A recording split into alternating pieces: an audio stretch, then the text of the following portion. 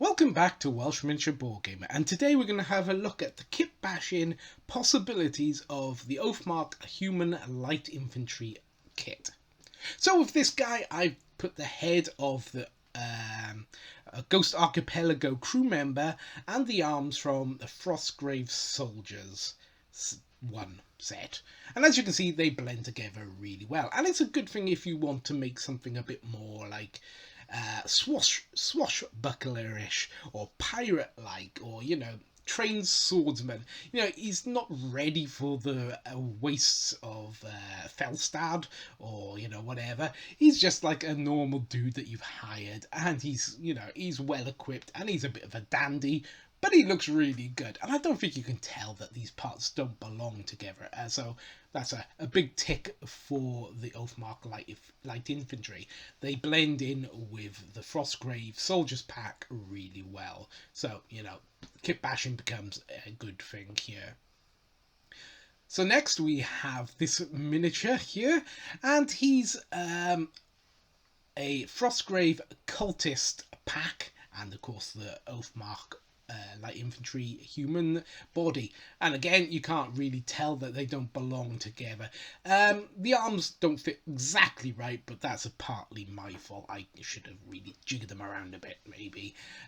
But yeah, it gives that sort of... He looks much more lightly armoured and much more sort of inconspicuous cultist, as opposed to the other ones in their robes, etc. Maybe this is a cultist on his day off, and he just thrown his hood on to join in with the fun. So this guy is a Frostgrave Wizards pack for the arms and head, again with the body of this pack. But yeah, they blend together really well, and it gives you a wizard who's slightly less robish and a bit more casual. Maybe he wasn't, he's not your typical wizard. He's a bit more flamboyant and doesn't want to wear robes everywhere. So next we have this sort of poacher, forester, the everyday hunter looking dude, and he's got the arms from the Oathmark human infantry, and the head, I'm not 100% sure. It could be a soldier's Frostgrave kit, or it could also be an Oathmark infantry head. I'm not sure. But this is kind of cool because you can kind of make, this isn't a guy who's trained to fight. This is just the schmo you've picked up along the way. And he looks like that schmo, He has his bow and he can help you. But generally speaking, he wasn't born for this adventuring malarkey. So then probably my favourite figure that I have made with this kit is this guy, the grumpy old man. So this is the arms from the Goblin Oathmark kit, the slaves one, and the head from the Frostgrave Wizards. I give him a sort of grey skin tone. And I really like this guy. This is, the guy who screams obscenities at people instead of actually helping. He's just the guy you have to have. And if you were a bit disappointed with the Oathmark Light Infantry that they weren't more townsfolky, or, so they didn't have pitchforks, they didn't have, I don't know, packs or whatever, It shows that with a bit of kit bashing, you can still make those sort of townsfolk and the people who maybe weren't really ready for this adventuring lifestyle, but they are along with you for the ride.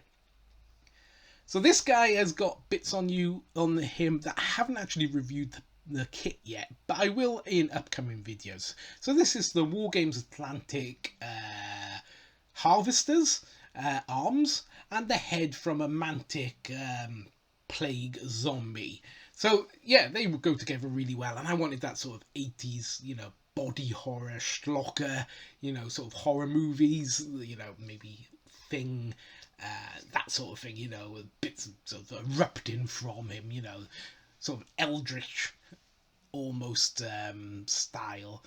I've thrown a few arrows in on him just to make him look like, someone that's tried to stop him, but failed miserably. And it's the same with this guy. You may recognise the head on this guy, but I've tried to keep it slightly downplayed by painting it a bone coloured or this sort of chichen colour. So he's got the arms of the Wargames Atlantic Harvester's arms, and the head from a xenomorph from the Gale Force 9's Another Glorious Day in the Marine Corps.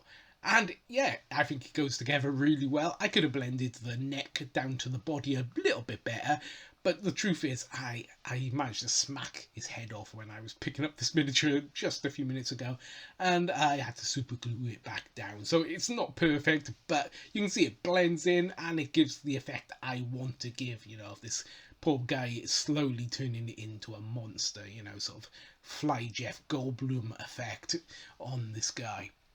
So yeah, no, as you can see, they really go together really well, and it's hard for you to knock the kit because of the kit bashing possibilities, even if you weren't that keen on them as a standalone miniature, as miniature kit.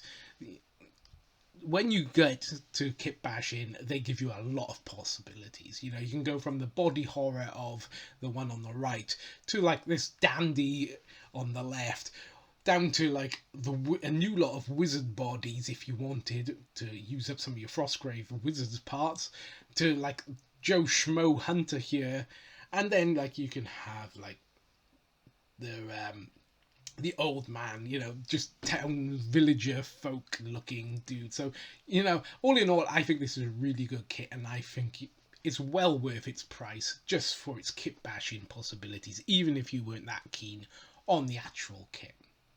So if you'd like this video, please leave a thumbs up. It's greatly appreciated. And if you want to leave a comment, I will reply to every comment. And if you're feeling particularly generous, maybe you want to subscribe to my channel to see future videos. But until next time, it's gonna be goodbye from me, Welsh Miniature Board Gamer.